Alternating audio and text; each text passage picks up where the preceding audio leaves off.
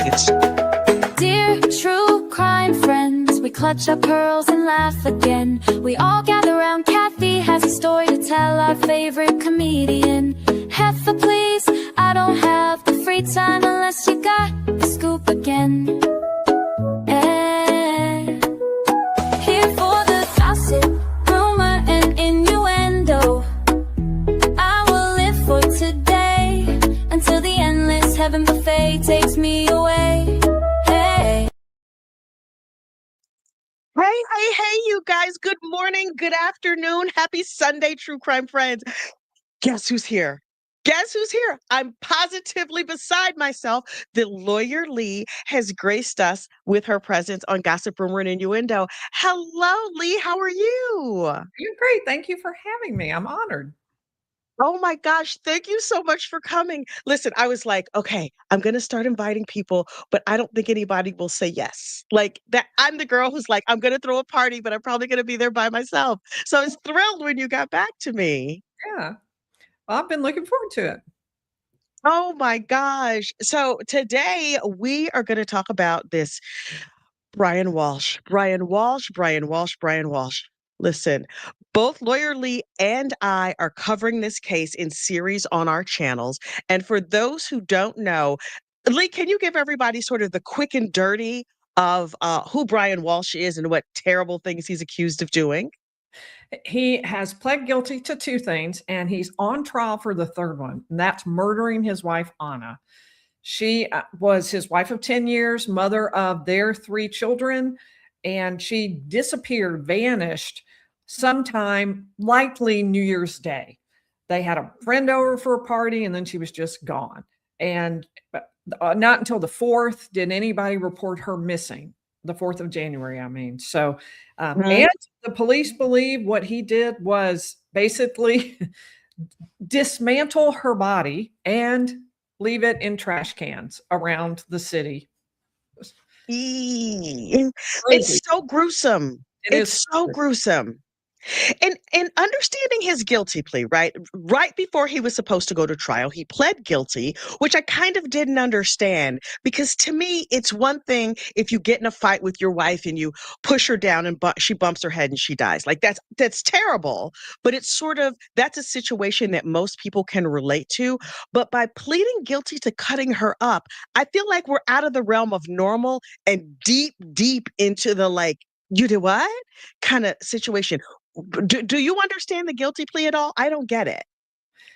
It's kind of a dancing on the head of a pin looking for a legal out, I think. I don't think it's something that is understandable in just the regular person. This is how things go. Right. Because I think it is hard to reconcile those two. But what he pled guilty to was to removing or conveying away a human body or the remains thereof. It's part of the statute that makes it so you can't disinter, which normally means dig up a body. Right. It also includes removing or conveying. So they're saying he did something with her body. Now, technically, he hasn't pled to any details on that yet, but we have enough evidence that I think he has to testify. And I don't see how he gets out of revealing those. It's so weird. I mean, the whole thing, first of all, is just so gruesome to me. But also, it's if I'm understanding it correctly, Anna was a small person. I mean, she wasn't like technically a little person medically or however you say that. But she was like, what, 5'2", 115 pounds or something like that. She was teensy. And so in some ways I was like, okay, first of all, thank God I'm a fat girl. Because you couldn't just like I mean, you could probably cut me up, although I don't want to think about it, but it would take a little bit more work. So I'm grateful for that. And you'd have to like some real heft to lift it. But I don't know how you get to the place of my wife has passed away and I'm going to disassemble her and put her in pieces. Like the whole thing is weird. It's just plain weird to me.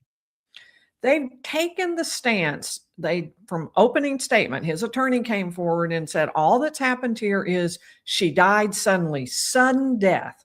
That's what happened. Out of the blue, not unhealthy, young woman, worked out that very day. And suddenly she died overnight in her sleep. He went down to clean the kitchen, bam, she's gone. And when he says that, or I think he will say, we don't know this, all the details yet, but I think he's going to say he Right. panicked because he was under, he had already pled guilty to a federal charge for art fraud, and Right. he thought it was going to mean he had to go to prison for that. And he was afraid no one would believe him. So he thought, I'll get rid of the evidence. None of which makes any sense. I mean, people are going to notice your wife is gone, you know?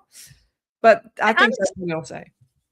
I think he kind of felt like if he could have sold that she ran off with another man or she disappeared or she's something like that, that he would not have to go to prison on the art fraud case because he was clearly, they were saying he's going to do, I guess he hadn't been sentenced at the time that she disappeared. He was waiting to find out what his sentence was going to be, but he was not on pre-sentencing confinement because he was the primary caregiver for the children. Which, okay, that's all well and good, but based on some of the things that when Anna's lover, Fastow, William Fastow, based on some of the things he said, it sounded like they assumed he was going to get like home detention for a period of time or something like that. I don't know how much you know about sort of like art fraud cases, but is it common that people wouldn't go to jail for something like that? Well, the prosecution was pushing for 37 months, I think it was, in prison. So it had not been, he hadn't won that issue yet. He was just trying to Right. win that issue. And maybe they were just exceptionally optimistic people because I don't think it necessarily would have been the case. The prosecution wanted restitution of over Right. $400,000 and 37 months in prison. And he obviously wanted, home arrest, wear a bracelet, only go to the stores he wished to go to, and Sir. yeah. When they talked about him buying, sports memorabilia. There was a comment about him buying sports memorabilia on Anna's cards. It made me for a new business he was gonna start, which made me think he was gonna start forging baseball cards or, Ooh, sports balls or whatever. Have we learned more about that? I hadn't heard more about the sports memorabilia thing. I haven't either, although at the time I thought I would be so mad if he's like, "Oh, yeah, just suddenly decided I'm opening a brand new business. I'm gonna spend all this money on sports memorabilia cards. Don't worry, I'll make it all back." But actually, I mean, you're right. He could run the same fraud he ran with the art with baseball cards. Absolutely could, saying, "I'm selling you this famous, Right. well-known card for a huge amount, but really all you're gonna get is some fake card." Signed by him, undoubtedly.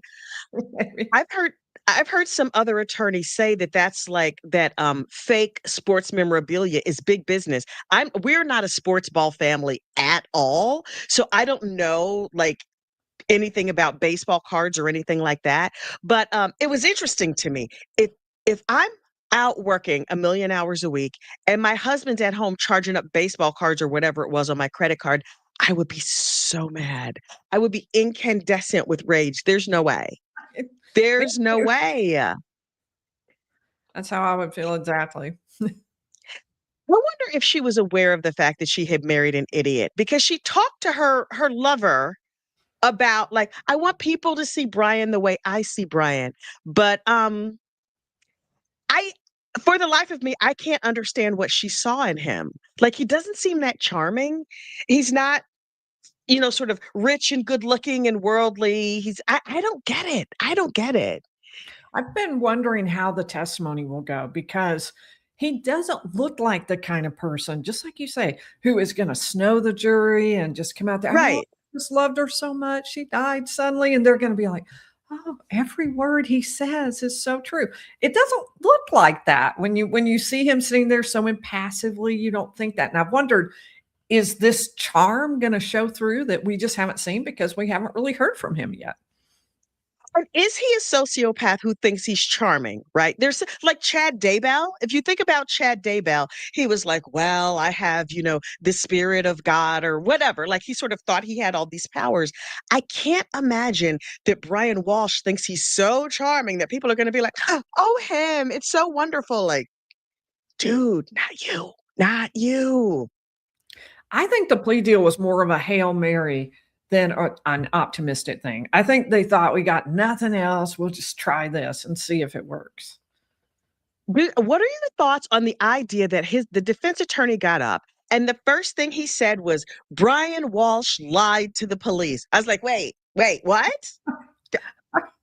I have never heard an opening statement begin like that before. That was crazy. And I'll tell you why. It's not just that it's shocking and that it undermines what you normally want the jury to believe. It's also that you're trying to build up credibility. The only person Right. in the entire world who can tell the jury that she died suddenly is Brian Walsh, because her body isn't around. Nobody has Right. looked at it in autopsy or any other way. So the jury has to believe Brian Walsh about that. And if he's a liar and you've been told that from the beginning by his own attorney, okay, well, what what exactly is going to make people suddenly believe him? I think that his lawyer is out here doing the Lord's work or possibly the devil's. But I don't he's so passionate and they're fighting so hard and I'm like, do you I wonder when a lawyer goes to trial with a case like this, do they know they have a stinker on their hands? Like, Yeah. I mean, I think people know in advance kind of the array of evidence. They've seen it all. It's been produced in right, discovery. So they know what they've got to deal with. And they right. know that they're going to have to deal with those text messages and all that stuff that looks so bad. They know the facts. So yeah, I think they are My aware of that. gosh. And those Google searches. Unbelievable. Never, never in my life. When he's like, how do you get blood out of a carpet? What happens with this thing and that thing? What happens with ammonia? Can baking soda make a dead body smell good? Sarah, It's just really bad. Really, really bad facts. so not smart. Like, just I'm truly, truly blown away by how dumb the Google searches were. And I feel like this sort of sudden unexplained death. I mean, I call it SUDS, but that's probably not what medical professionals call sudden unexplained death or whatever. He never Googles it. Like heart failure, high blood pressure, sudden death in a healthy person. Right. No, that's true. But he did start Googling murder about 6 hours after the likely likely death.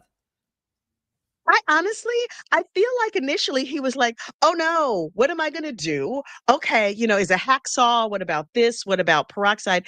And then I feel like 6 hours in, he was used to the idea that he was like, "Okay, let's just say it. Let's just call a thing a thing.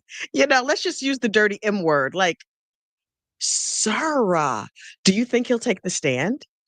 I think he has to. I don't think there is any exception that I think he has to in this case, because his attorney got up there and said, yeah, you're going to hear that it was sudden death syndrome and that he went upstairs, he went down to the kitchen, he went upstairs, she was dead. No one can testify to that but the defendant himself. And the attorney really isn't supposed to say anything in opening statement that he does not believe will actually be presented to the jury during the course of the trial. So I think that was our clue. Oh, I think he's going to testify. I think he has to. And wow, will you know that what? be some crazy, huh? I Yeah. might need to take the day off work. I'm like, I think I need a sick day whenever he takes It's the gonna be stand. crazy. I'm gonna need to devote myself fully to watching this crazy man on the stand. Honestly, when his lawyer said he will say, or you'll hear him say whatever the words he used, I assumed that he meant in the what do you call it? The videotapes. When he's talking to the police and they've recorded him or whatever. When he said you'll hear him say, I just thought, okay, he means you'll hear him on the videotapes. It didn't occur to me that he would actually get up on the stand. That's a fool's errand. It's going to be exciting. But see, on those tapes, he never said his wife suddenly died. Right. Right? Oh, oh, oh, oh, oh, oh, oh. Right. He just kept saying she's gone, she's Yeah. not here. She left in Uber, either she said Mhm. goodbye to the kid or she didn't say goodbye to the kid, but something with the kid. And it's odd to me that if his story is now she passed away, I don't know what happened. I could see him saying like, "I'm not a medical professional. It was very sad," all of these things, but in those recordings with the police, he seems so calm. If they hadn't found all those crazy Google searches, you would have thought, "Wow, this guy doesn't know either." But those Google searches are so damning. And Mhm. his mom, what do you think of the mom? I'm really curious about whether she's gonna testify. I'm thinking not, since she's sitting there during the course of the trial, so probably not, but I have been curious about that.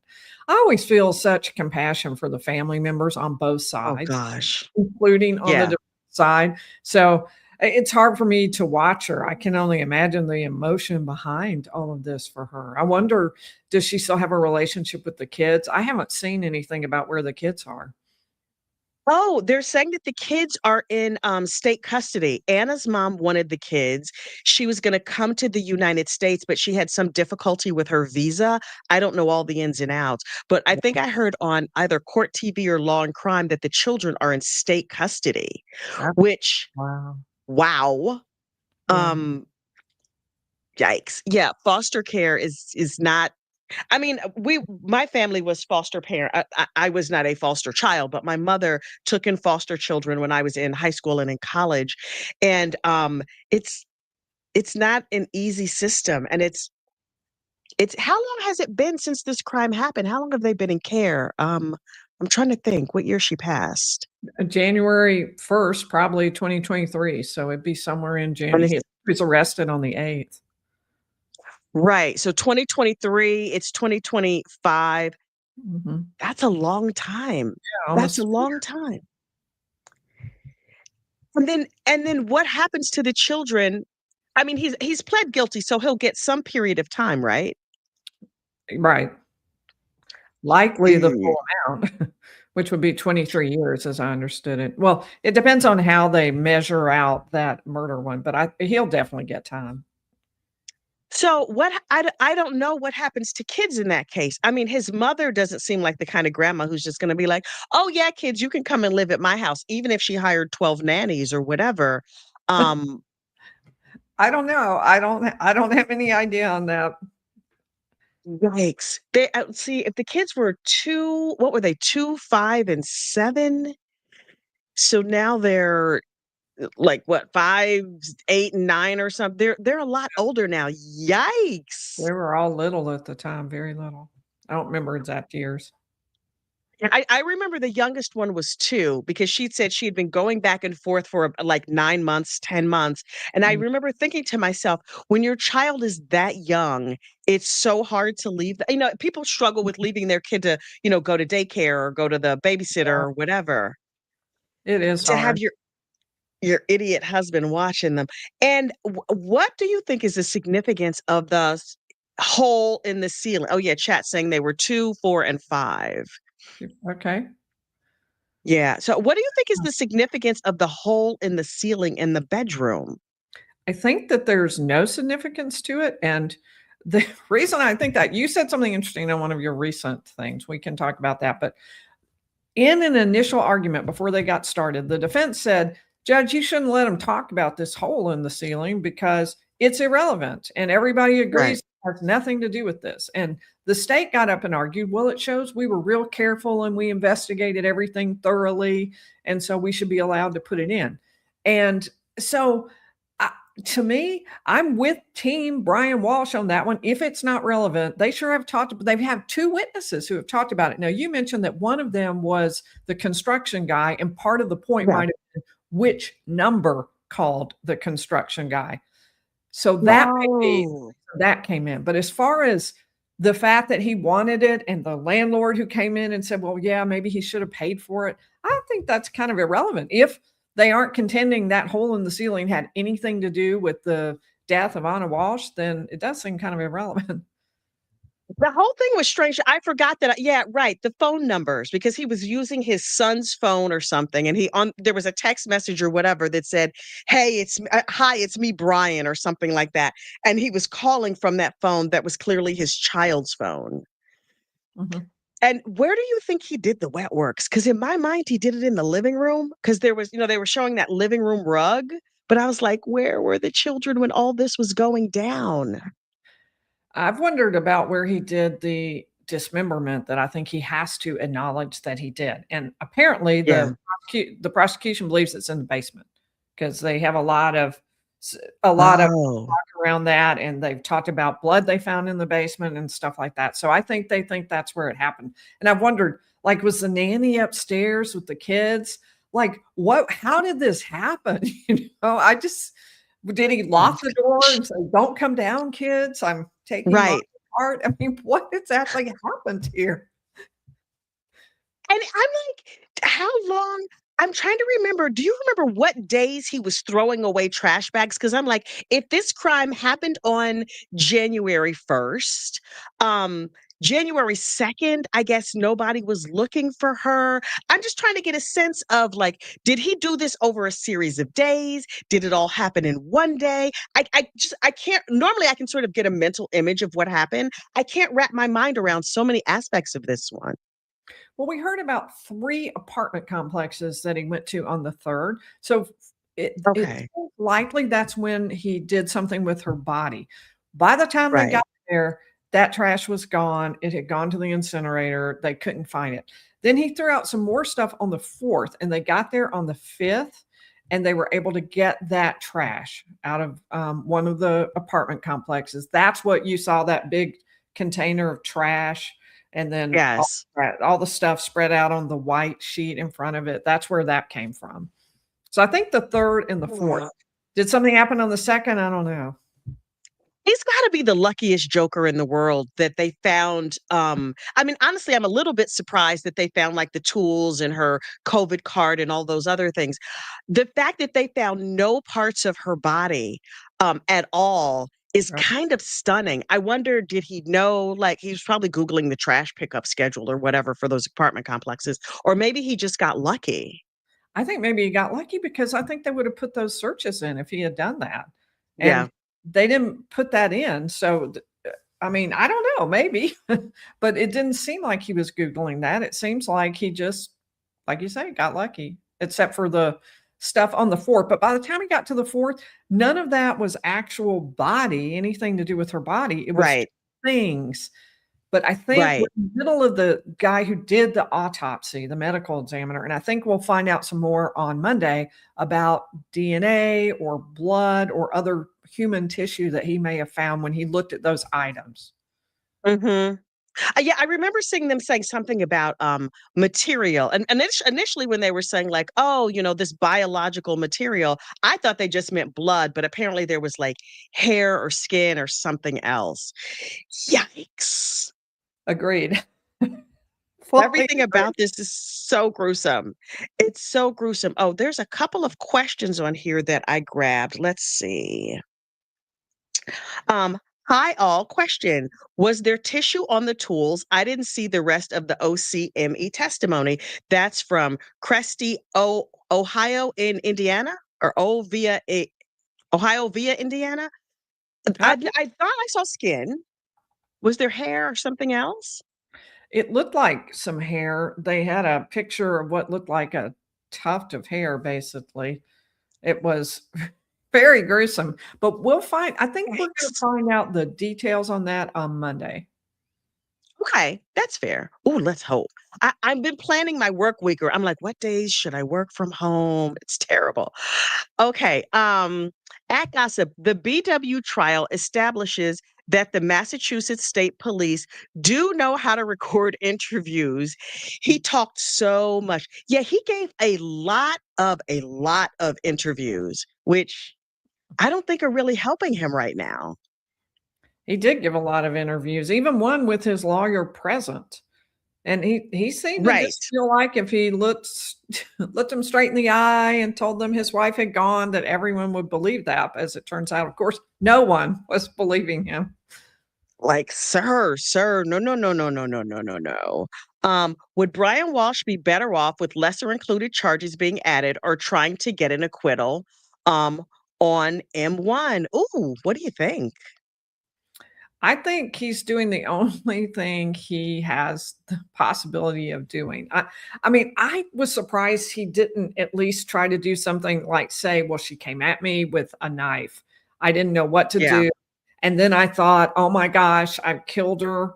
And I didn't mean to, and she came at me, and she was all mad and Right. screaming, and I don't know, off her meds. Not that she did take meds. I'm just saying she was something crazy went wrong. She went nuts. She came Right. at me, and therefore, I thought that's what he would argue is that, then I panicked, but he didn't. He's Right. going straight for the sudden death. Honestly, I just think the jury is gonna not believe that. I don't know that Yeah. anyone believes the sudden death thing, and they're gonna the only thing that the defense is hoping for is that everybody will focus really hard on the actual legal question of whether or not there was intent. Was there malice aforethought? Mhm. Mhm. I mean, once you get to cutting somebody up, you probably did it all. Whatever they said you did, in my mind, you did, I think you that's know? yeah, the jury will have a hard time getting past that. There's just no way Ye around that. I Let's think see. one other Kathy and Dear Lawyer Lee, Brian has to take the stand to explain how wait, Brian has to take the stand to explain how I will buy a Porsche with her own money. Yes, he was saying to her that he was gonna buy her a Porsche with right, her money. right. Sir, Yeah, spare me, sir. And okay. diamonds at the what was it, Blue Nile he was on? I was like, "Okay, buddy, calm down here." Let's see, Lawyer Lee, let me read it over here. Bring some learnedness to us heathens. Oh, Lawyer Lee bringing some learnedness to us heathens. I could not love it more. Thank you, ladies. Well, thank you, Rabisi. That's so cute. Ryan testifying will be the best reality TV ever.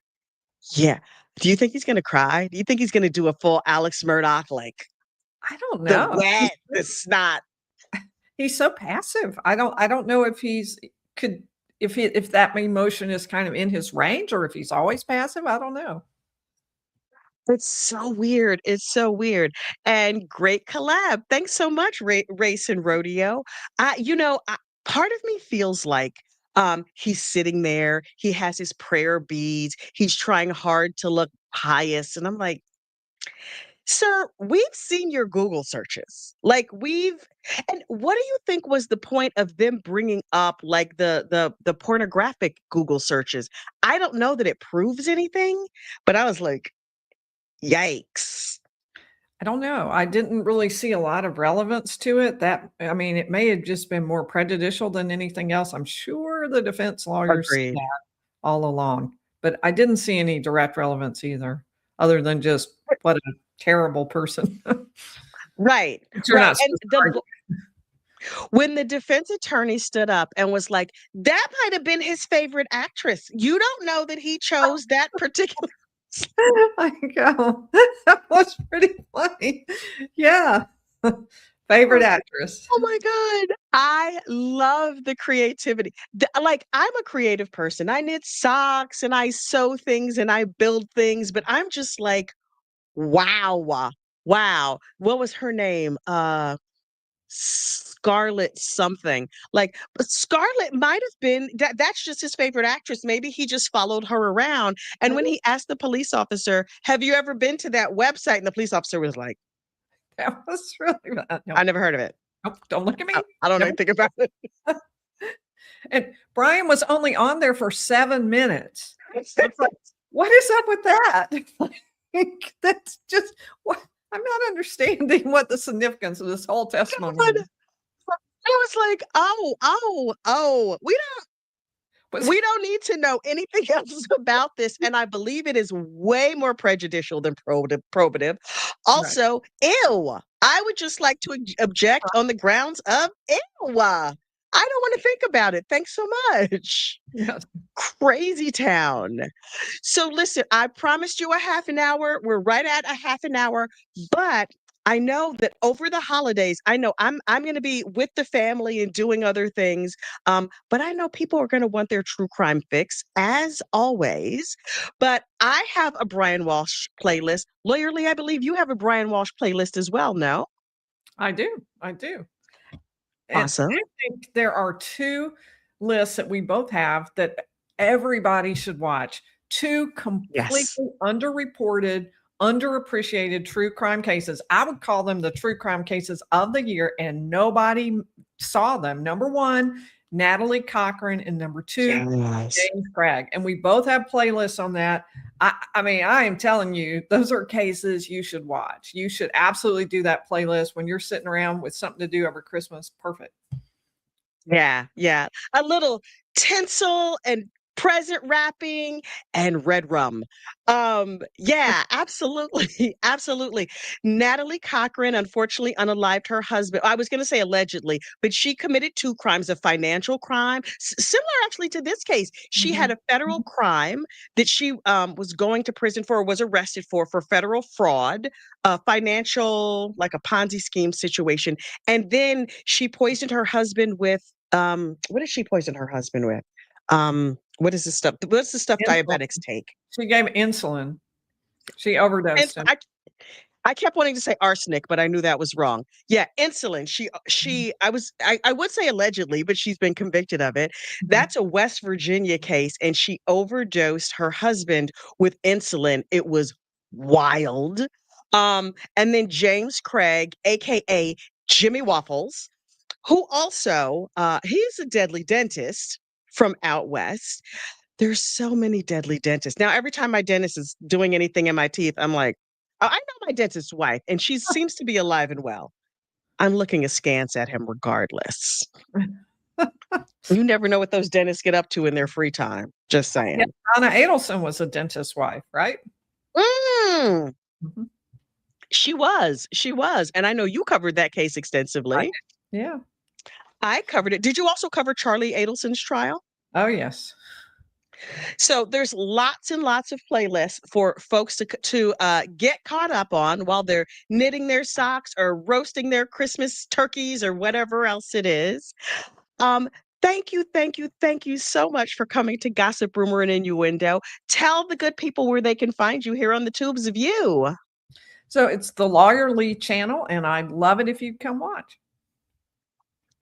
Thank you, thank you, thank you. And also, if you wait, I'm trying to see if this is also streaming on your channel. I don't think it is. I was going to say people can find me on Gossip, Rumor, and Innuendo. But I'll send you this so you can run it on your channel if you want to as well. I'm happy to share the link. Okay, great. Well, All right. happy Sunday to everybody. And thank you so much. I'm going to hang on for a second, Lee. I'm going to play the outro. Dear true crime friends, we clutch our pearls and laugh again. We all gather around, Kathy has a story to tell, our favorite comedian. Heifer, please, I don't have the free time unless you got the scoop again. Here for the gossip, rumor, and innuendo. I will live for today until the endless heaven buffet takes me away. Yeah, yeah. Hey, hey, hey, hey.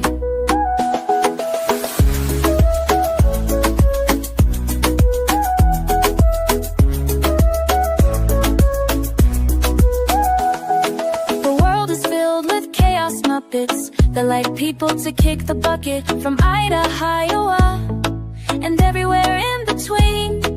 Heifer, please, boncation in the first degree. Heifer, please, come solve the case with me. Here for the gossip, rumor, and innuendo. I will live for today until the endless heaven buffet takes me away. Yeah. Come here, not Spike. Come here, bye, not Spike.